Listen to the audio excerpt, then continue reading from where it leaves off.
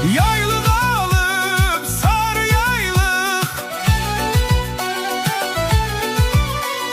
məndə yaylıq sarı yaylıq.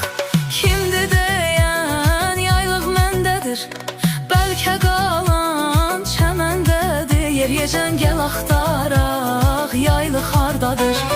Bəlkə qalan çəməndədir. Yeriyəcən gəl axtaraq, yaylıq hardadır?